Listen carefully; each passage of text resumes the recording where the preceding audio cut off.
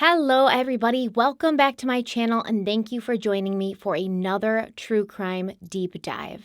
It is very hot today, so if you see me melting, don't be alarmed. The case we're talking about today will make you feel like you're watching a dramatic, unbelievable true crime drama. But I assure you, no matter how much you think it sounds like fiction, it is completely true, and there are more twists and turns than I was even prepared for when I first started working on this series. This case would become the focus of the biggest investigation in the history of the Pennsylvania State Police. It includes multiple people who seem to be written by the pen of an incredibly creative storyteller.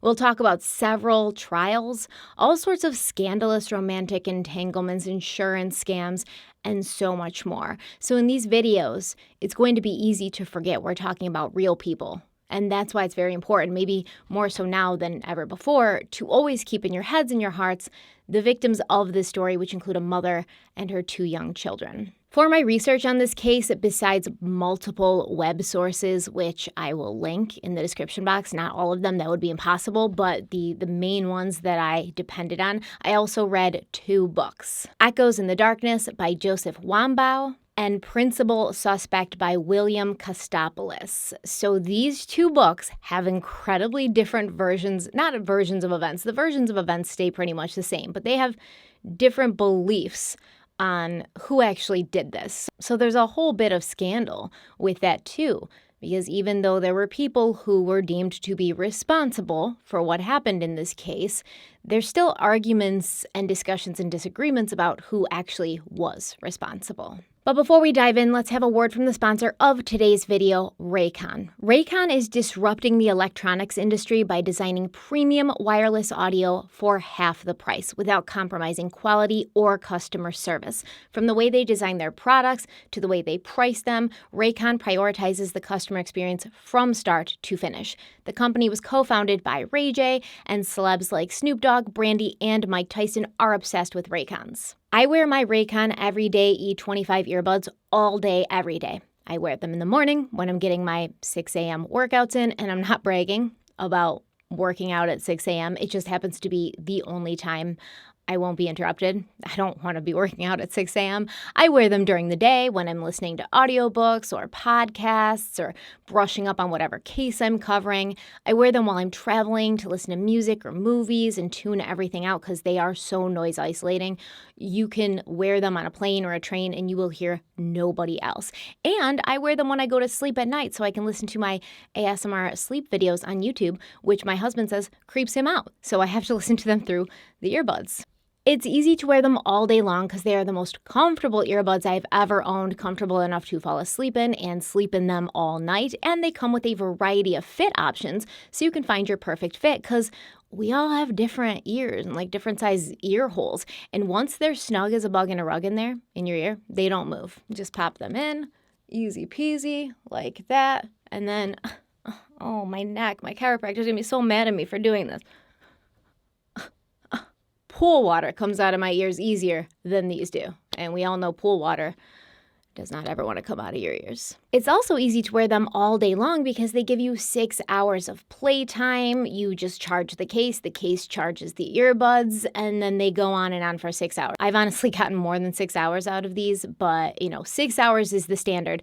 And they give you a more compact design for comfortable noise isolating fit. They are so noise isolating that for most of the day I have to walk around with only one of them in, or I wouldn't hear anything these people I live with are saying, which wouldn't be the worst thing in the world, because they're always talking. But I think it would probably negatively affect my relationship, so I have to pay attention. Raycons make the absolute best gift for yourself or a loved one. I've already gifted them to my mom, and she loves them. My brother, he loves them. They come in a variety of shapes and patterns, so you don't have to choose between black and white, and you can show a little bit of your personality. I have these ones in black, but I also have the blue. The blue ones are my favorite, but they also happen to be Aiden, my son's, his favorite, so that's why I never get to use them. Right now, viewers of this channel can get 15% off by clicking the link in the description box. I promise that you will love your Raycons and that they're everything I say they are. But if for any reason you aren't completely happy, Raycon offers a 45-day free return policy. So to take advantage of this offer and get your very own pair of Raycons, go to buyraycon.com/stephanieharlowe.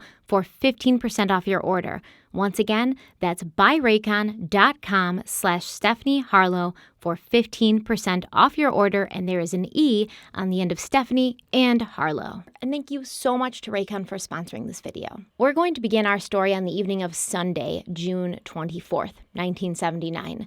Two men headed to work at the 3 Mile Island nuclear power plant in Middletown, Pennsylvania, checked into the Host Inn. This is an inn located in Harrisburg, Pennsylvania, and they checked in at around 7:30 p.m. When they were walking into the front desk, they noticed an orange 1978 Plymouth Horizon in the parking lot with its hatch partially open. They meant to notify the front desk and let them know so that they could let the owner know, but they forgot. 7 hours later at 2 a.m. on Monday, June 25th, a Swatara Township police officer was on a routine patrol, which brought him through the parking lot of the Host Inn, and he also saw the vehicle with the hatch partially open.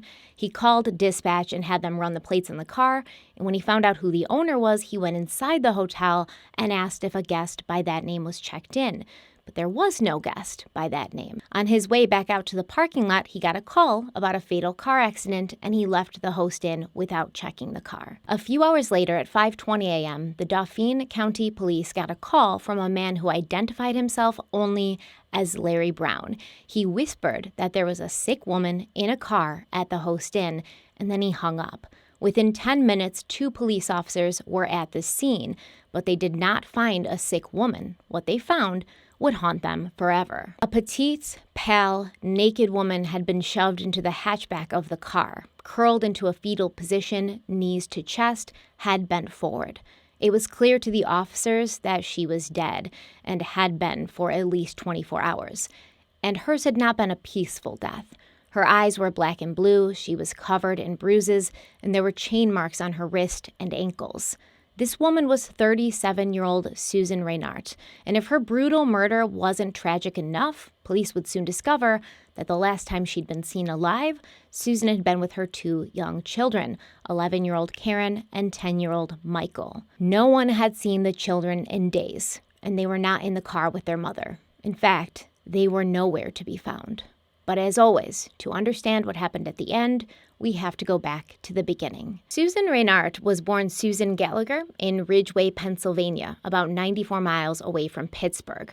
Her parents, William and Jane Gallagher, moved to Ridgeway in 1936, where William became the general manager of the Ridgeway Publishing Company. William was prominent in the community until his death in 1971, and Susan's mother, Jane, was a school teacher. From a very young age, Susan was set on following in Jane's footsteps. She became the vice president of the Future Teachers of America in high school. Susan was also class treasurer, the business manager of the yearbook, and the president of the drama club, because Susan was very passionate about film and filmmaking. She loved to watch movies. She loved to talk about films. During high school in the summers, she worked in the circulation department at the Ridgeway Record. After Susan graduated from high school in 1960, she attended Grove City College, where she worked towards her bachelor's degree in teaching, and this is where she would meet her future husband, Kenneth Reinhardt, a captain in the Air Force who had flown B-52 combat missiles during Vietnam.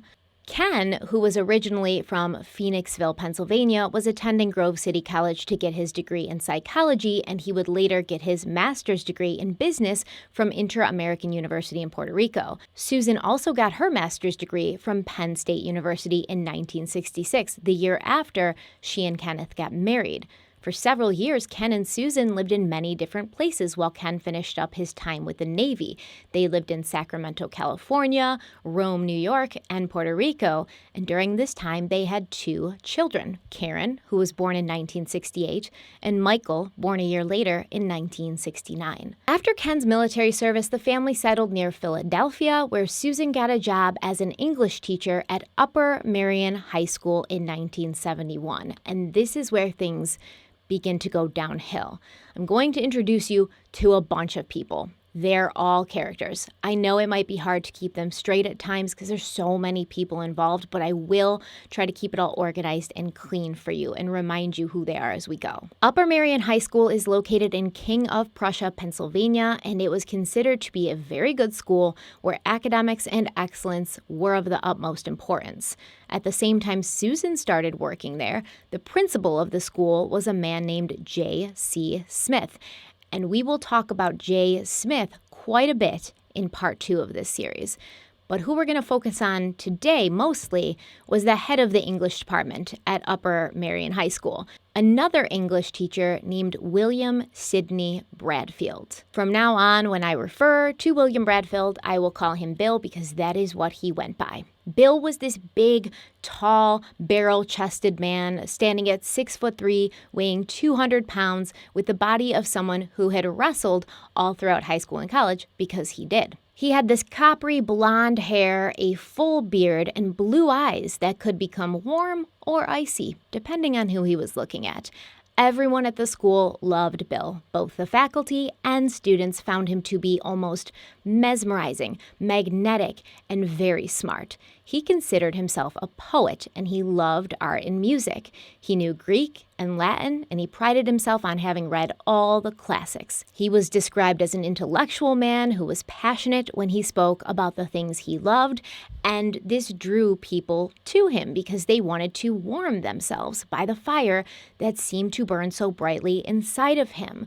But everyone knows, if you get too close to fire, you could get burnt. Another English teacher at the school, Sue Myers, who we will also talk about more very soon, she said, quote, "He had a way. He was intense, yet boyish. He was articulate and erudite, but he wasn't afraid to show affection. He might just suddenly put his arm around your shoulder when he was talking ever so passionately about something as mundane as a lesson plan for advanced students.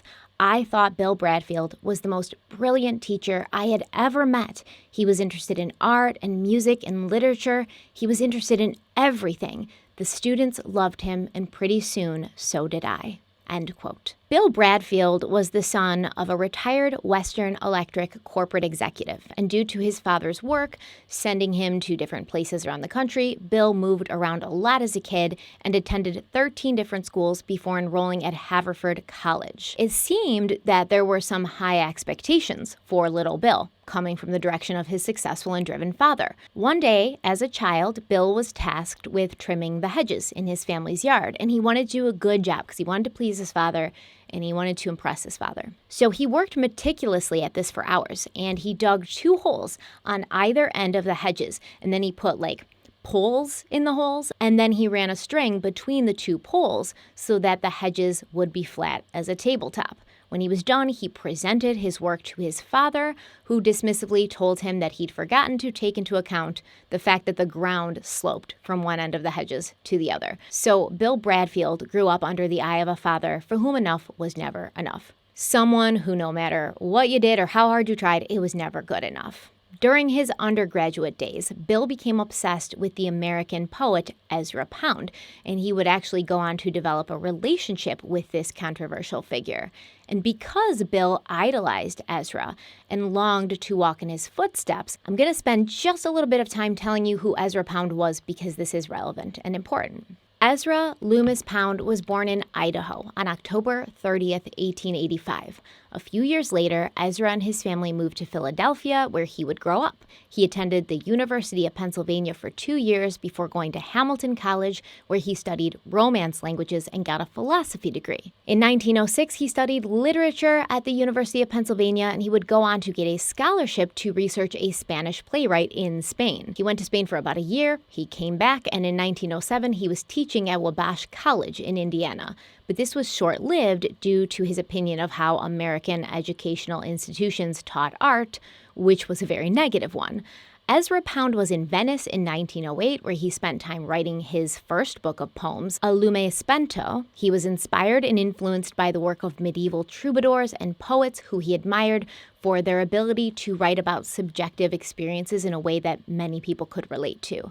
In September of 1908, Ezra Pound traveled to London, hoping to meet the poet William Yeats. In London, Pound attended weekly meetings of other writers, and he and Yeats became close friends. Yeats has been quoted as saying, "There is no generation of young poets. Ezra Pound is a solitary volcano." Pound would go on to write many more books of poetry, as well as write a good amount of literary criticism of others' work for his job as a correspondent for the Chicago magazine Poetry.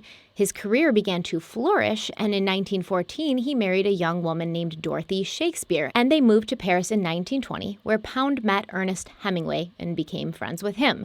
4 years later, Ezra and Dorothy were living in Italy, and Ezra found a society there that he felt was as close to the times of ancient Greece and Rome as you could find in the modern world. He liked that in Italy, culture and arts could stand on their own, and they weren't modified or watered down to be more mainstream and profitable. He didn't like when art was used to make money. Over time, Ezra Pound became very involved and outspoken about the economic situation in Italy, and in 1933, he published the book ABC of Economics, which was focused on economic reform. Pound believed that a misunderstanding of money and banking by governments and the public, as well as the manipulation of money by international bankers, had led the world into a long series of wars. His interest in economics led him to getting involved with politics and openly praising the Italian dictator Benito Mussolini. Ezra returned to the States in 1939, hoping to use his new economic knowledge to help bring peace between the U.S. and Italy, but he returned to Italy in 1943 after Italy and the U.S. were at war. He then proceeded to make several hundred broadcasts on Rome radio that focused on the control of money and the U.S. government by Jewish bankers, which led to his arrest by U.S. forces in 1945. He was basically considered like a dissenter, like an enemy of his own country. After spending 6 months in a POW camp near Pisa, Pound was sent back to the U.S. to stand trial for treason, where he was declared mentally unfit for trial and then sent to St. Elizabeth's Hospital for the Criminally Insane in Washington, D.C. From there, he continued to write, and he also sent many letters out to fans and followers worldwide. One of those fans was Bill Bradfield. Bill would visit Pound at St. Elizabeth's and run errands for him on the outside, and Bill began to fantasize and actually started planning to break his mentor out of this mental hospital and then hide the poet in his attic. This never did happen, and Ezra Pound would be released in 1958, at which point he and Bill would continue their correspondence and their friendship. Bill was very influenced by Pound's work, which led him to become interested in Catholicism and the writings of Thomas Aquinas, even though Bill himself had been raised a Quaker. And Ezra Pound's influence on Bill Bradfield is way more than I'm even explaining. Ezra Pound's life is way more than I'm explaining. Obviously, this was just brief Cliff Notes, condensed version. But let's just say that Ezra Pound was an incredibly great influence on Bill Bradfield in so many ways. So right off the bat, we can tell this guy, Bill Bradfield, is intense. And there's a lot going on there. But apparently, whatever was going on was attractive to a lot of women, including Susan Reinhardt. One day in 1974, Bill got into a debate with another English teacher named Sharon Lee. Bill believed that American literature was second-rate, but Sharon disagreed. Bill told her to pick any American novel, and they would have a literary shootout where they would discuss the book and its pros and its cons, and Sharon would explain why she believed it was representative, that American, literature was great, and Bill would tell her why he didn't think so. Sharon Lee chose The Great Gatsby, and her friend and fellow teacher, Susan Reinhardt, offered to host the get-together at her own home, the same home she shared with her husband Ken and their 2 children. The event went swimmingly. Everyone had a good time. There was drinks. They were, talking about books. Bill was going off about how much American literature sucked, but I guess he did so in a compelling and intelligent way. However, it was perceived by some to be a very intense and extra way of expressing his opinion. A teacher who was there that night said, quote, "He'd come up within inches of you. He was tall and big, and he'd intimidate you with those piercing blue eyes. He was so intense, sometimes he could be spooky," end quote. Susan Reinert did not find Bill Bradfield spooky at all. She hung on his every word, and she marveled at how intelligent and well-read he was, especially compared to her husband, Ken, who would rather watch television than pick up a book. Bill Bradfield has been compared to Rasputin by some writers, but to Susan Reinert, he was truly a Renaissance man, and those were the exact words she used when talking to a friend about Bill Bradfield later. She said, "This guy is truly a Renaissance man." At one point during the night, Susan's husband Ken went to bed and most of the other guests had left. Sharon Lee was still there, and she left Susan and Bill in the living room for a few moments while she fetched an ashtray from the kitchen. When she returned, she said she saw Susan sitting in her chair, the same chair she'd been sitting in when Sharon had walked out of the room. But Bill Bradfield was now kind of sitting on the arm of the chair, and he was crouched over Susan, whispering something in her ear in what Sharon Lee described as an intimate position. When she entered the room, the two sprang apart, and Bill returned to his chair, but Sharon Lee knew what was up. Bill Bradfield, as loved and admired as he was at Upper Marion High School, also kind of had a reputation for being a womanizer, so he was the source of a lot of gossip. And he certainly had a type. Bill would attract the gaze of many different kinds of women, but he would never make a move on someone like Sharon Lee, for example, who is single and beautiful and confident. In the book Echoes in the Darkness, the author writes, quote, "Bill Bradfield had never been known to pursue beautiful women. In the true romantic spirit, he said that he sought the beauty of the soul," end quote. One of Bill's colleagues thought that Bill was attracted to something other than their soul. This colleague claimed that Bill Bradfield could smell insecurity and loneliness the way a pig smells truffles. Susan Reinert was never described as a beautiful woman. She was very petite with dark eyes and dark hair cut in a very short and modest style. She wore large dark-rimmed glasses. She dressed very conservatively. She wasn't flashy. She didn't try to show off. And she was known amongst her students to have a very squeaky voice, especially when she got excited. Her students teased her about it, but they really loved her because Susan's priority was always making sure the students were receiving the best education. And she'd found a way to personally connect with each and every one of them. Bill Bradfield was known to be the most charismatic teacher at the school, and Susan had heard the rumors about his wandering eye, but she'd written them off as gossip from jealous people who couldn't be like Bill Bradfield, or who couldn't hold his attention for very long. It didn't help that Susan's marriage was on shaky ground. In a diary that Susan kept during this time, she wrote, quote, "Why do I keep plugging away at this marriage? Answer: because I'm afraid it's the only one I'll ever have. And if I cannot live with Ken, who really is not all that bad, then there must be something wrong with me," end quote. After the night of the literary shootout, Susan and Bill began a relationship, and Susan started seeing a psychologist due to her negative emotional state. In her diary, we can see her marriage hurtling towards an inevitable end, as she and her husband Ken would separate the same year she took up with Bill. She wrote, quote, "Sunday, November 17th, what a year this has been. First, Ken's accusations of unfaithfulness, requests for divorce, bad scenes in bed, stormy silences, plus my contribution to problem by fear of revealing true feelings, and then Mother's serious illness, finally growing attraction to Bill, and accepting Sharon's suggestion to see Ross, as I could no longer cope. A year of crisis. Finally, I told Ken that the children and I would leave. He then decided he would go, but fought it all the way. He calls in the AM and the PM and tells me he can't cope. Have gotten sterner about him not calling or coming over, but hardly a day goes by without my hearing from him at least once.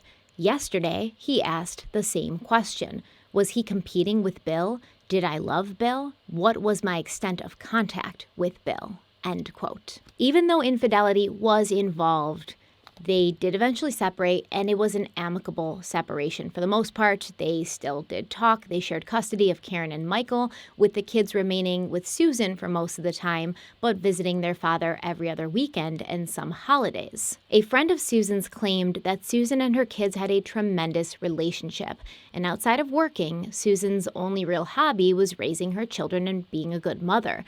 She was quiet and reserved, she kept to herself for the most part, and spent most of her time driving her kids to and from Little League, swimming, and gymnastics. She was on friendly terms with Ken and his parents, who lived just about 30 minutes away.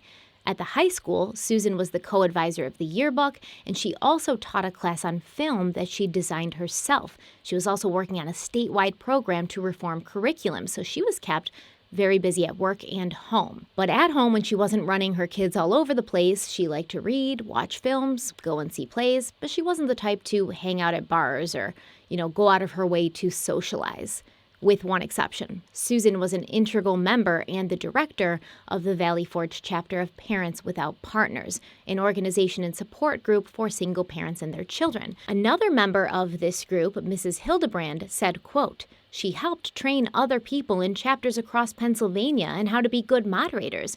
She was intelligent, verbal, and could express herself very well. She was very good and had a very good reputation." End quote. Another member of Parents Without Partners referred to Susan as somewhat avant-garde, but very reserved. Around the time Susan started seeing a therapist, she confided in her close friend Sharon Lee that she and Bill were having a secret love affair, but it wouldn't be secret forever. He had told her that within 5 years they would be married, but he had some things to sort out first. Things he had to sort out before he was emotionally and financially stable enough to make that dream a reality.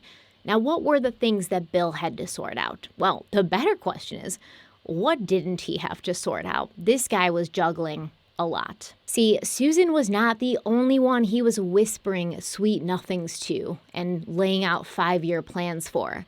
She wasn't the only one he was painting a rosy picture of the future for.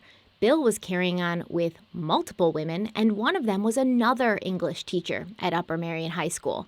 And her name was also Susan, but we will call her Sue just to make it easier to tell the difference between the two. Sue Myers started teaching at Upper Marion in the fall of 1963 when she was just 23 years old. She was 7 years younger than Bill Bradfield when they met and started a secret relationship within a year of her arrival at the school. Bill claimed to have a real respect for chastity and virtue, something he admired about the teachings of the Catholic Church.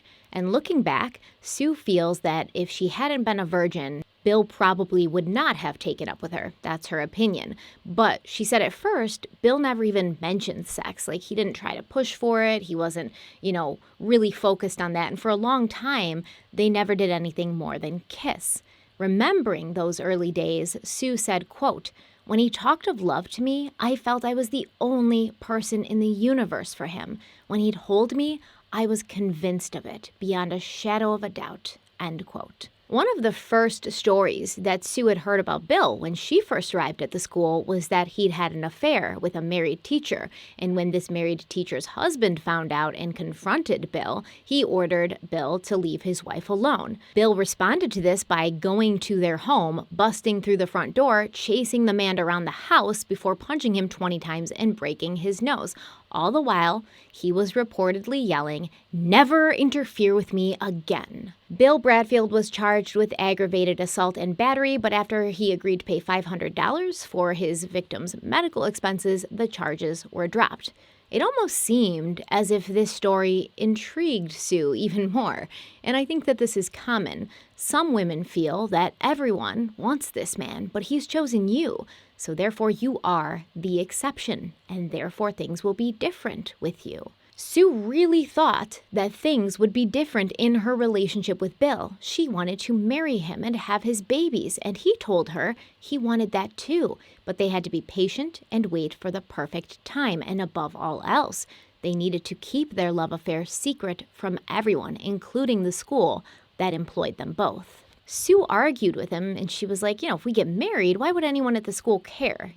If we're a married couple and we're living together and sleeping together, why would that bother anyone at the school? But as it turns out, Bill was already married to 2 other women. He would tell Sue that these were common law marriages, but it wouldn't be until long after that she found out they had been, in fact, legal marriages.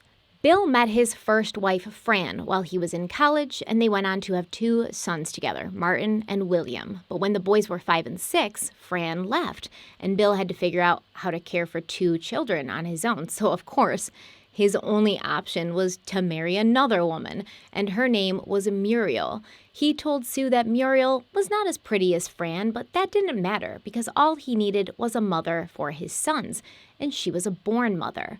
Bill and Muriel had another son together, which according to him was part of a deal that they had agreed on. Muriel would raise his children for him as long as he gave her a child of her own with Bill's looks and brains. So this is what he's telling Sue. I think that whole thing is a complete lie, but okay, Bill, keep that confidence up. Keep it up. You're going to need it. At the same time that Bill was starting up with Sue Myers, he was living with Muriel and all three boys in a house he owned in Chester County, where he was from. Bill told Sue that although he wasn't actually married to Muriel, it was in his nature to be spiritually married to her, and he would be joined to her this way, spiritually, until the boys were old enough to take care of themselves, and then he would finally be available for Sue, and they could come out of the shadows. They had been secret lovers for 8 years when Sue and Bill made the decision to take a year's sabbatical in 1972 to travel around Europe to visit all the sacred places of Ezra Pound. Sue was looking forward to being with Bill alone for a whole year in a different country where they could actually behave in public like a real couple. But at the last minute, Bill informed her that his 2 oldest sons, who were teenagers by this time, would be accompanying them on this trip. They weren't little kids anymore, so Sue would have to work extra hard to keep the secret of her affair with their father hidden. That's what Bill told her. Bill told his sons that Sue was just a coworker and a friend who also wanted to see these places, and they'd figured it would be more economical to pull their money together and go on the trip at the same time. Unfortunately, Bill got some bad news as soon as they landed in London. Ezra Pound, his mentor, his idol, his god, had died, passing away in the arms of his mistress in Venice. Bill was racked with grief, and he wouldn't talk to anybody for a while, and he simply said, "A fellow poet has died." Bill, Sue, and Bill's 2 sons traveled around Europe in a rented Volkswagen bus. At night, Sue and Bill would sleep inside the bus, and the boys would sleep outside. During the day, they drove from place to place. Rapallo, where Pound had been arrested for treason, the POW camp in Pisa, where Bill took a bit of the chain link fence as a souvenir, Venice, where Pound had lived and died, Austria, where Ezra's daughter lived, and on and on. While Bill ran around talking to people and collecting little pieces of his idol's life, Sue was left to deal with the 2 teenage boys, who had grown increasingly bored and cranky, especially the older one, who really seemed to dislike Sue and would argue with her relentlessly. Worse than that, possibly, though, was the younger brother had developed a crush on his father's secret girlfriend, and one day this kid went through Sue's luggage to find some clues as to why she would not return his love, but instead he found a year's worth of birth control pills, which sparked his suspicion that something was happening between Sue and his father, Bill. This suspicion was confirmed when he later walked in on the 2 of them in bed in a compromising position. Sue said that it was in the Bradfields' blood to never forgive or forget, saying, quote, "The boy never forgave me. I've heard Bill Bradfield reminisce about every slight he'd suffered in his lifetime. He remembered every toy he didn't get as a child's. The Bradfields don't forgive." End quote. But Bill's youngest son wasn't the only one who was faced with something he didn't want to see in Europe. Sue soon discovered that while they were traveling, Bill was corresponding with multiple women, and every time they stopped in a new city or town, letters from these women would be waiting for him. Sue knew that Bill had been with other women before, even while they had been together. But this was so blatant, it broke her heart. She told herself that when they got back home, he would settle down and things would be different. When Sue confronted Bill with her findings, he apologized, but his justification was one for the history books. Bill told Sue that none of these other women meant anything to him. He was a poet, like Ezra Pound, and his affairs were just grist for his poems. Grist means useful material, so basically, he was telling Sue that he was sleeping with all these other women so that he could have material for his poems. But in the 8 years that Sue had been with Bill, he'd only written 3 poems. Yet he had engaged in 13 serious and long-term affairs, like not just one-night stands. Sue contemplated leaving and even threatened to end things. So in order to appease her, Bill agreed to move in with her shortly after they returned to the States. They shared an apartment in Phoenixville, and Bill traveled to Chester County to visit with Muriel and his youngest son every 3 to 4 months.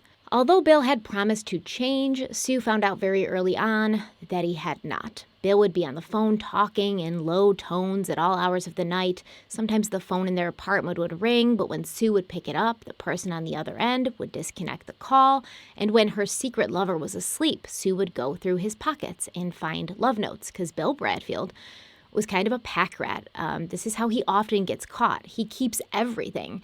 So he'd be the kind of guy who now in 2021 would be having an affair, like over text, and instead of erasing the text after he's done talking to his woman on the side, he leaves them there, and then his wife finds them when she goes through his phone. One of the notes that Sue found was from a former teacher at the school who had recently left to pursue higher education, or at least that's what the teacher had told everyone. The note in Bill's pocket told a different story of yet another woman who had been taken in by his charisma and charm and who had left her job at the high school to go off and have Bill's baby. Sue found out that Bill had a secret P.O. box where his many conquests could communicate with him, and he got this P.O. box after he moved in with Sue because now they couldn't send him the letters directly because he lived with her, so he had to find a secret way for him to communicate with his other women. Sue confronted Bill, he apologized, she left him, but she came back after he begged and pleaded with her to give him another chance, promising to never cheat on her again. So you can imagine Sue's anger when she found out that Bill was having another affair with another teacher, Susan Reinhardt. And although we know it's irrational to blame the other woman, Sue found herself hating her fellow English teacher, Susan. She said, quote, "By the time I realized he was involved with Susan Reinhardt, I thought I was getting numb to it. But Susan Reinhardt awakened something in me or spawned new feelings. I wasn't so much jealous or brokenhearted. I was outraged. I even hated her voice. That screechy, whiny voice of hers was like fingernails on a chalkboard. It made me want to scream. With the others, with all the others, I could see something in them, something that might have attracted him. But not with Susan Reinhardt. To me, she was an insult, the final personal insult. Maybe my spirit did go absolutely numb after her. I don't know." End quote. Sue Myers had not missed the longing glances exchanged between Susan and Bill in the hallways at school. But when she confronted Bill, he gaslit her. He told her she was imagining things, that she was silly to think he would ever be interested in someone like Susan Reinhardt. This time, although Sue wanted to believe him, she didn't. And it wouldn't take long for her to catch him in his lies because, like I said, Bill Bradfield was a pack rat. He liked to keep everything from receipts to memos and bills, love letters. So Sue knew that as long as she kept looking, and as long as she kept snooping through his things, she would find proof sooner or later. It ended up being sooner. At this time, Susan Reinhardt was aware of Bill's relationship with Sue Myers, and we know this because the prior May, she'd written Bill a letter saying, quote, "The divorce is over. K&M are more relaxed. Some of my anxiety is gone, but I'm not happy. I don't have what I want, nor does it seem likely I will ever get it.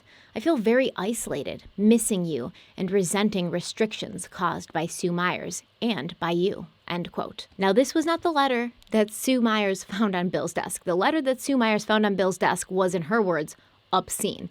I'm going to read to you some of that letter, but it's spicy, okay? And I'm probably going to have to leave some words out because I feel uncomfortable. And it's for adults only, all right? So if the kids are around listening, earmuffs or, put your headphones in, whatever. It's 8 o'clock. I'd like to go to bed so I could turn off my head and body. I am miserable. I didn't hear from you for so long. I actually lost most of my physical desire for you for the only time I can remember. But your visit with certain promises rekindles it, damn it. All day today I kept hearing you say that it's not as bad for you, that you can go for days putting me out of your mind, that you have no chance to call me. Knowing that you don't suffer like this is maddening. By now I'm very short-tempered. I yell at Karen and Michael, and I hurt like hell. This morning I awoke with aching pubic area and erect nipples as usual. My breasts yearned to brush up against your chest. My legs wanted to curve over yours. My arms wanted to be around you, with my hand rubbing you, tracing your face, touching your hair. Okay, I can't keep it. I can't say anymore. I'm just going to skip the next two sentences because I don't think that YouTube would appreciate it. And I'm going to skip to the part where she says, enough writing. Writing it down isn't working. I want you more, not less, and I'm more upset at that. So this is the letter that we believe Sue Myers found. And she took matters into her own hands after this, which, I mean, I kind of can't blame her. I don't know. If this was me and it was my boyfriend, but Sue Myers didn't have a claim to him either. He was nobody. He just kept all his women secret. But anyway, Sue Myers, she went to Susan's house and waited for her to get home.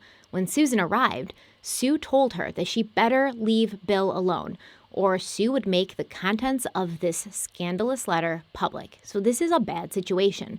You have two adult women who work together, who now hate each other because of some pretentious wannabe dead poet society asshat, and neither one of them realizes that they are just one of dozens of women that are hearing the same promises, the same excuses, the same bullshit. It had been going on for 3 years, this bizarre love triangle. Susan's ex-husband was getting remarried, he'd moved on, but Susan was still in limbo, waiting for a man who she was sure was going to marry her soon. Sue Myers was also getting frustrated, waiting for a man who she was sure was going to marry her soon.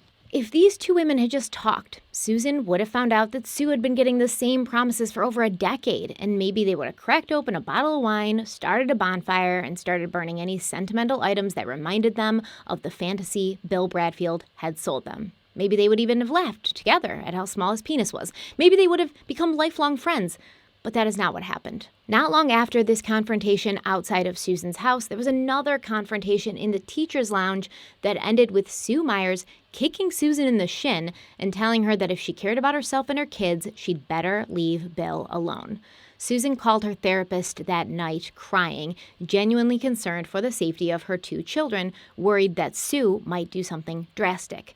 Susan was also attending group therapy sessions at this time, and she complained about Sue to the people in the group, and they tried to get her to focus on the person that she should really be upset with, Bill Bradfield.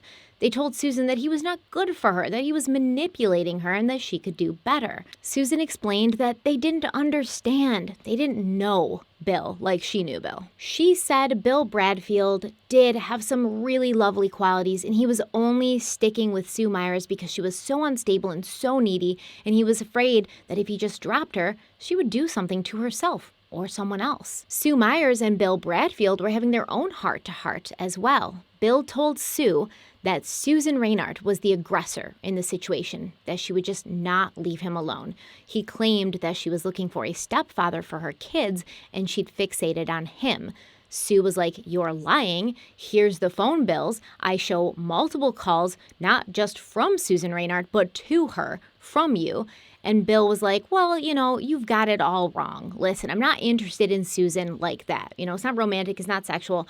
I'm actually repulsed by her. I just feel sorry for her because she's so pathetic." He said, "I'll call her and give her advice, trying to help her, but I would never have anything to do with a woman like that." Bill told Sue Myers all sorts of horrible negative things about Susan Reinhardt. He said, "She's not a good teacher. I don't respect her as a teacher, and I certainly can't stand her liberal politics." He called her needy, desperate, pathetic, lonely, all of the horrible things that you hope your boyfriend is not saying about you behind your back. Around this time, Bill Bradfield also took Susan's friend Sharon Lee aside. Now, Sharon Lee already knew that Bill and Susan were secretly together, but Bill didn't know that. So when Bill talked to her, he made it seem like he was just trying to help Susan, who was a lonely and troubled woman. Bill begged Sharon Lee to reason with Susan and convince her to stay away from Sue Myers, who was so insanely jealous he feared she might do harm to Susan or her children. Now, before we continue on in the timeline, there's another person I need to introduce you to. Vincent Velatis was a baby-faced 24-year-old teacher at Upper Marion High School that Bill Bradfield had taken a liking to. Bill said Vince reminded him of himself as a young man, energetic and full of ideas. Vince was a Catholic schoolboy who was obsessed with Star Trek or any other sci-fi movie or television show. And like Susan Reinhardt, Vince loved movies and filmmaking, and he hoped to teach his own film class one day. He especially loved older horror movies like black and white silent films, and he had a collection of them. When he was invited to dinner at the home of Upper Marion's most prolific teacher, Bill Bradfield, Vince was very honored. Vince later said, quote, "I learned right away to give him latitude. I didn't press him with questions. He was incredibly fascinating and different. There were so many secrets about him, like where he lived. A simple enough question for anyone else," end quote. Bill was not being mysterious about where he lived because he was like this enigmatic, Rubik's Cube of a man. He was being mysterious because he was married, but he had his girlfriend, lover, Sue Myers, living in his apartment with him, so he didn't want anybody to find out about that. What I think happened here is Bill Bradfield saw someone young and someone impressionable, someone very naive who wanted to be a part of Bill's inner circle. And Bill knew that this young man, Vince, could prove useful to him. Therefore, he had to make him feel special and valued, just as he had with all the women in his life. And this in turn would buy him Vince's unquestioning loyalty forever. Bill would regale Vince with colorful stories about his life over lunch, his past, his adventures, and Vince would hang on every word. And I mean, these were crazy stories, like unbelievable, to the point where I don't believe them. Like how Bill had been sent to Cuba during the revolution on some government mission, and he'd gotten shot at while wearing alligator skin shoes, and then he had to fight his way out of this military compound by taking out Cuban guards and helping Castro's men blow up a ship in the harbor. And Bill told Vince, listen, you can't tell anyone about this, okay, because America's not ready for the truth yet, and they still might look down upon young revolutionaries like myself, but I consider you a really close friend, so I trust you. And this is also a tactic that master manipulators use, cult leaders, etc. I can't tell this to anyone else. I can't trust anyone else with this except for you because we are so close. For a 24-year-old Trekkie like Vince, who was often overlooked in life, this kind of acceptance, this kind of friendship, this kind of trust would be very valuable to him. When Bill invited Vince over for dinner, he told him that he and Sue Myers did live together, but once again, Vince could not tell a soul or else they would both lose their jobs. Bill said that what he and Sue had was not sexual because he believed in chastity. He and Sue cared for each other, they had a lot in common, but they were just close friends. At dinner at Bill and Sue's apartment, Bill kept talking about Cuba and his trips to the bordellos and how all the women had thrown themselves at him, but he had resisted the temptation because he was chaste Bill Bradfield. And after dinner, Bill told Vince that there was a vacancy in their apartment building, and they would love if Vince would move in because they thought he was great and they liked hanging out with him and he would be a great neighbor. And you know what? Vince did move in. Vince moved away from wherever he was living and moved into this apartment building just because Bill wanted him to. And he and Bill and Sue started spending a lot of time together. Vince found out that Bill Bradfield had all sorts of schemes and dreams. He wanted to buy a seafaring boat and sail it to Barcelona. A plan that seemed more realistic, however, was actually the brainchild of Sue Myers. She was really into arts and crafts, and she thought that the nearby Montgomery Mall could use an arts and crafts store. So Bill, Sue, and Vince embarked on this business opportunity together, and they formed a corporation that had Bill as the president, Sue as the secretary, and Vince as the treasurer. In order to make this happen, Bill mortgaged the house that his wife and child were living in so that he could invest $40,000, and they opened up a store called Terra Art, which was mainly run by Sue, but Vince would go there to help out at night and on the weekends and things. Bill himself rarely made an appearance at the store. He didn't really help or do anything. He kind of just invested the money and was like, "I'm the president," and then he walked away. Now, Vince will become very important to this story soon. Within just a few months, the art store was not bringing in enough money to compensate what they were putting into it, so not enough money was coming in and too much money was going out, and Sue worried about the whole thing, wondering if they should just close down and cut their losses. Bill was like, "Don't worry, new businesses take time to be profitable. You're overreacting." And Sue's like, "You're never here, dude. What are you you don't even know what you're talking about." But she didn't say that, of course. She started doing a lot of thinking about Bill, however. What was his deal? Why did he have 5,000 books, but she rarely ever saw him open one and read it, during their entire time together? And I think they'd been together for 12 years at this point. Why did he make her spend $3,000 on this grand piano that sat in their apartment that he played for a month because he said he was going to be this great musical genius, and then he just stopped playing it and never touched it again? Why did he not understand that a failing business was not something to hold on to? Why did he always talk about buying a boat and sailing to Barcelona, but he didn't have any money? It was as if he lived a child's life, full of fantasy and possibility, but very little follow-through or reality or logic. The only person who was attempting to help Sue Myers with the store was Vince, and as Bill distanced himself from Sue, he also distanced himself from Vince, who was usually working or with Sue, trying to help her with this business that he was like a part of. Bill would still talk to Vince, but there was no more colorful, swashbuckling stories of sword fights on the high seas. Bill would just simply spend an incredible amount of time complaining about Susan Reynard, who was pathetic and needy and who was constantly bothering Bill to ask for advice about life or money. Now, Vince, who worked with Susan, he thought she was great initially. He was aware she'd been having a hard time financially. He was aware that she had gone through a divorce. He was sympathetic. He'd even given her money once so she could buy her son Michael a Cub Scout uniform. But Bill Bradfield got to Vince, and he told him to be careful with Susan. She was like a vixen. Vince was as innocent and pure as the driven snow, but Susan was a siren. She would sing Vince her sex song, and Vince's boat would be smashed to pieces on the rocks of the shore. So Vince shouldn't even get close to her as a friend because Susan Reynard didn't have friends. She just wanted to have sex with everybody. This is what Bill's telling Vince. Now, Bill Bradfield had entourages, right? Groups of people who looked up to him and admired him and who would do just about anything to be in his orbit. Vince and Sue were like one of his little entourages, but Bill took great care to make sure that each of his little groups of admirers rarely crossed paths with each other because he had different plans in mind for each of them. Susan Reynard also began contemplating the man she'd fallen so hard for, but since she couldn't see him whenever she wanted or talk to him whenever she wanted, she began writing him letters that she would never send.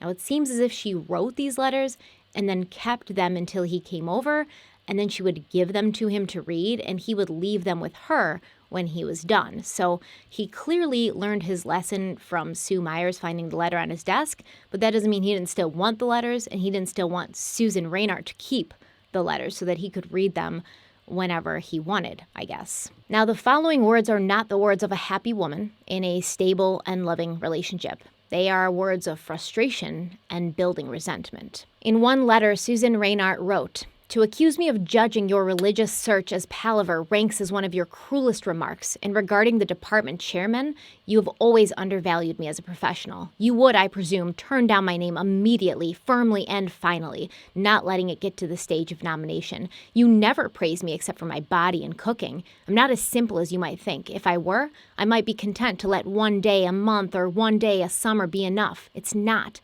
Being with you only makes me want to be with you more, to have our separations be the natural ones required for our separate selves, not the lonely ones imposed by you. I can't turn myself off for 5 years. I'm not apologizing for that. I wish the intensity of the hurt didn't match the intensity of the passion, but I accept that next to God, Karen, and Michael, you are the center of my life.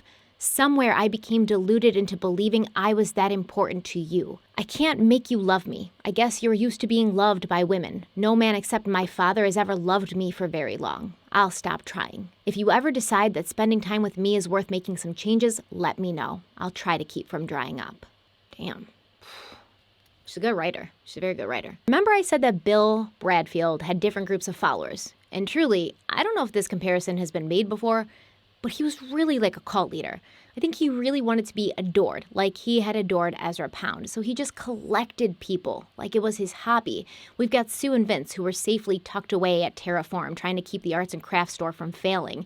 While they were doing this, Bill was cultivating his influence over several more individuals. Amongst them were Chris Pappas, Joanna Atkin, and Wendy Ziegler. Chris Pappas was around the same age as Vince, mid-20s. He was soft-spoken, insecure. Chris had been a student at Upper Marion High School, and before he graduated in 1968, he'd been on the wrestling team that Bill Bradfield had helped coach. And when Chris graduated, he went to Kansas State University because he didn't really know what else to do, essentially. He was like, I finished high school and now I'm going to go to college. He was just sort of an aimless kid who had no self-confidence. He felt like a disappointment to his parents. He didn't have goals or a plan for his future.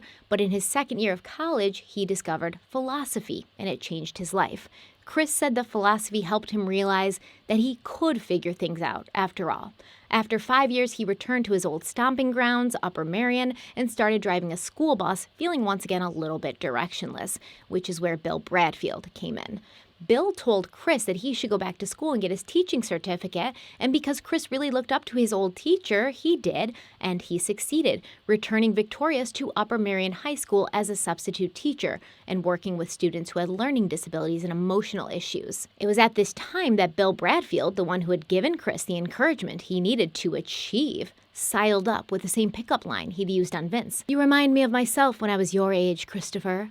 Bill told Chris that they'd both grown up with overpowering fathers who would never look at their sons as anything but inadequate. See, Bill, like many other successful cult leaders, knew how to read people, sniff out their weaknesses, and then relate to those weaknesses, making his target feel that for the first time in his or her life, they were seen and understood.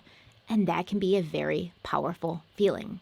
If you've read the most popular book on this case, Echoes in the Darkness by Joseph Wambaugh, Joanna Atkin, our next character, is called Rachel in that book, but we're going to call her by her name here because it is public information at this point. Joanna Atkin was another woman that Bill Bradfield had been carrying on a relationship with for several years. Joanna was smart, she spoke well, she dressed and behaved modestly, but had an air of mystery to her that was attractive to people, including Bill. Chris Pappas remembered Joanna, and he said, quote, "I found her to be very straight-laced. She had an underdeveloped sense of humor, or none at all, but Bill absolutely appreciated her. He once told me that she was the only woman friend he'd ever had who was able to pull herself up by her own bootstraps so admirably. After a bad marriage, she'd gotten her life together. She managed to save money and was planning to enter Harvard for graduate study," end quote. But Bill's live-in girlfriend, Sue Myers, wasn't aware of Joanna's existence until Joanna visited the school, Upper Merion, to talk to Bill about some of his gifted students who might potentially be candidates for St. John's College, where she herself attended school, first in Annapolis and then at their second campus in Santa Fe, New Mexico. Over the summer, Sue and Bill had gone to Santa Fe so that Bill could take a seminar there at St. John's College in Santa Fe, New Mexico. And during the day, Sue was locked up in this tiny apartment while Bill spent all of his time on campus with Joanna, who, surprise, surprise, was now at the Santa Fe location of St. John's College. So this is how Sue became aware that Joanna was also one of Bill's many girlfriends, and not long after, Bill's other English teacher girlfriend, Susan Reinhardt, would become aware of Joanna as well. The more followers Bill collected, the harder it got for him to keep them apart and in the dark about each other. The next summer, Bill and Chris Pappas took summer courses at St. John's College, and from a letter Susan wrote, we know she was starting to call bullshit on Bill's lies. She said, quote, "I think it's a bit hypocritical for you to rave about St. John's lack of moral standards and bed hopping when you arrange to have your physical needs met from very early on. I wonder if your visits there are so emotionally difficult because you're unsuccessful in reconciling your own past and present to your idea. Why don't you accept yourself and not preach celibacy to others? Please think about what you can offer me come September. I want 1, you to love me. 2, you to be separated from Sue. 3, us to work through our problems. You have sent out messages to many women that you were interested in them sexually and that you cared for them in a special way, including former students. Sue, Joanna, me. Sue has certainly borne the brunt of it, hence her misdirected anger at me. I've also felt jealousy, even of Pat, and now Joanna in particular, but always had a feeling of uniqueness to carry me through. Hope it was justified. Long ago I recognized that I wasn't quite bright enough or disciplined enough for a life of the mind. I opted for a life of service, following my father's footsteps. Yet I'm also my mother's daughter. I contemplate human relationships, not philosophy or science. Yes, I know they cast light on each other, but still, does this make us incompatible? It's imperative for us to communicate more with each other. I still think that a serious attempt at therapy would help." End quote. Bill was probably pretty pissed off by Susan's mention of therapy because, first of all, he's a narcissist, in my opinion. So people who think they're perfect and just winning at life all the time, they don't feel they need therapy. But also, Susan's psychiatrist would later testify that Susan told her Bill would become enraged whenever Susan even brought up her psychiatrist. And he would ask her condescendingly why she even felt it was necessary to talk to that woman. Most likely, he was adverse to this because predators like Bill Bradfield, they want to keep their victims isolated from others, friends, family, or really any other parties that might talk some sense into them. And Bill didn't want anyone to start telling Susan that he was toxic and that their secret relationship was a sham and dysfunctional to boot. While Chris Pappas was expanding his mind at St. John's College that summer, Bill was expanding his you-know-what. Chris was spending most of his time in their dorm room that they shared by himself because Bill would be spending almost every night with Joanna Atkin. Sue Myers was working her hands to the bone trying to, do her regular job as a teacher and run a failing arts and crafts store. And one evening, Sue was feeling especially frustrated and angry. So she called one of her romantic rivals directly to vent this frustration. Sue called Joanna Atkin and pretty much said, hey, I know you're with him. I'm not stupid, but you can have him, all right? If you guys want to be with each other so bad, you can have him. Deliver that message for me to Bill. Sue remembered how taken back she was by Joanna's response. Joanna coolly told Sue that she must have called the wrong person. Joanna didn't know what Sue was talking about, and by the way, Bill wasn't available. He was sailing with Shelley all weekend.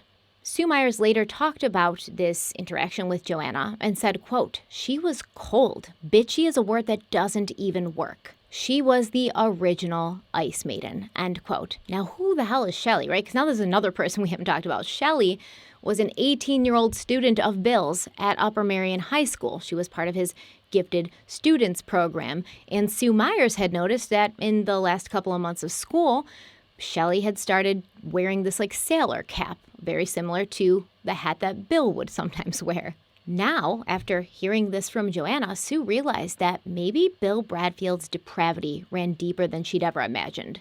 It was shortly after this that Bill confessed to Chris Pappas that he was in love with Joanna Atkin. Joanna and Bill started acting like a real couple in public because they were in Santa Fe, and Joanna excitedly told Chris Pappas that when Bill got his ocean-going sailboat, she was going to go with him. And she would have an office on the boat, and she could work while Chris and Bill sailed and fished and sunned themselves on the deck.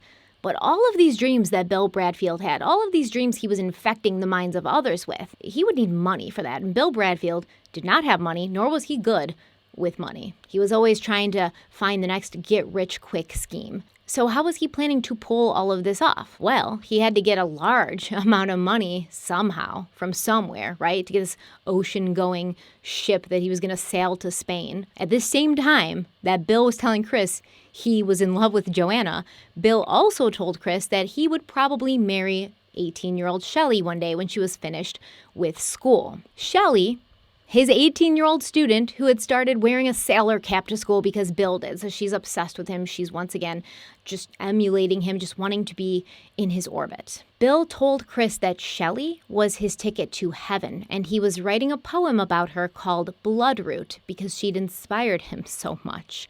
Bill also talked a lot about Susan Reinhardt to Chris, but none of it was positive. He said that Susan really bothered him and that they were acquaintances, but they weren't even good friends. They were just casual friends at best. Bill told Chris that he wished Susan would go to someone else, find someone else to be obsessed with and ask for advice about money and life. Bill pitied Susan, but being her friend was just so much work and he didn't want to do it anymore. Now, it's important that Bill is telling Chris and others around this time that Susan wanted his advice about money. He's playing the long game. He's setting up his narrative, his alibi, his story. And it's ironic that Bill would be the one to be giving Susan advice about money and investing and stuff like that because Bill didn't have any money. So obviously he wasn't good at, making it and keeping it.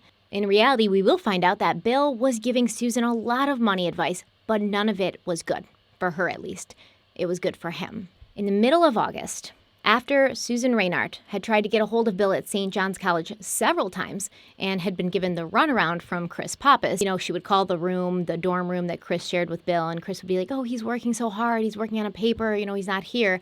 She knew what was going on, so she sent Bill a letter. The letter says, Dear Bill, hi, honey. I've been uncomfortable since yesterday's phone call, so this is an attempt to straighten it out. First, you said some very nice things. Thank you. My missing you is what I'm most aware of. It's awful. That's why I called you Friday night. Chris was very congenial on the phone, although I'm sure he was wondering why I would be calling you. He did say you've been working very hard on your papers, but he said a couple of things that made me wonder if you've been seeing Joanna. When I admitted jealousy yesterday, you said it was good. I assume you meant it was good that I care. I hate it. It's a waste of time and energy. So do I have any reason to be jealous? If I do, I might as well know. I don't mind that she's typing your paper if she wants to. It's nice that she could help. Karen and Michael had a great time while I was visiting you. Everyone was complimentary about what a pleasure they were. That really made me feel good. I'm glad I went. I also got to know Joanna better. Glad you went to a party. We have a tendency to give fun the lowest priority. Hope that overall the summer has been worth the agony. I know you miss me, but I fear that in your loneliness, you might turn to someone else who's there. I've never understood the dynamics of our relationship anyhow. When I went to Pat's to pick up Karen and Michael, I discovered that Sue Myers had shown some people a very nasty reaction at the mention of my name. I wish Sue would leave Upper Marion, or that you would finally leave her. I don't know what I can do. I do not want to go back to that same scene. This summer's been great without it, which explains my present mood, but I still have lots of feelings and worries I don't like. I'd like to talk to you. I'm taking Karen and Michael to a baseball game with Parents Without Partners, so must close. Write or call. Thanks for the previous calls. They help. I love you. So Bill left both Susan and Sue for the whole entire summer, and they're sitting there torturing themselves about him while he's falling in love with Joanna and talking about marrying 18-year-old Shelley. And in this letter, we find out that Susan brought her 2 kids to Santa Fe to visit with Bill at St. John's College, and this is important. This is important because there are some articles and retellings of this case that claim that when Susan left her home with her kids and she turned up dead and they turned up missing, she was going to a pre-scheduled Parents Without Partners event. But in my opinion, that's not true. I think she was planning to go to that event, but before she went, she brought the kids to see Bill, because it wouldn't have been the first time she'd brought Karen and Michael around Bill Bradfield. She brought Karen and Michael around Bill Bradfield and Bill Bradfield's girlfriend, secret girlfriend, Joanna, who the both of them, Bill and Joanna, were probably like, yeah, let's just convince Susan while she's here for a visit that nothing's going on and you're just typing up my papers. And Susan says in this letter, I'm happy to get to know Joanna more, which is sad because she definitely knew Bill was sleeping with Joanna. But she felt that her relationship with Bill was so tenuous that she didn't want to make waves. Towards the end of August, Susan was telling her psychologist that things with her and Bill hadn't changed for better or for worse, but there were no plans being made for them to see each other again, and she was considering starting to date other people. In her personal diary, though, Susan was not so accepting of the situation, writing, quote, rejection, low self-worth, constant battle. He would rather live with someone who wants to kill me than to live with me, end quote. And that is where we're going to end today. Next time, we'll pick up with a new player in the story who I couldn't even get to in this video because it's just insane. He is not new to the people involved in this case, but it will be the first time we meet him, and he's incredibly important to the case and the outcome of it. We'll also pick up in the fall of 1978 when Bill Bradfield's closest companions saw somewhat of a change in him. And some of them also began to change the way they felt about him. Not fast enough, however, but, they were questioning themselves like, is this right? What's going on here? But none of them really questioned themselves enough to actually see what was really going on. This case is one of the most intense, unbelievable ones I've ever researched, so I urge you to follow me on to part 2 and whatever parts may follow so that you can be along with me for the ride the entire time. It's a tragic ride, it's a dramatic ride, it's very sad, it's also very mysterious, and I can't wait to tell you all about it. Thank you so much for being here. Thank you so much to Raycon for sponsoring this video. Thank you to my Patreons for always being there for me. I love you guys so much. You always have my back. Stay kind, stay beautiful, stay safe, and I'll see you all very, very soon.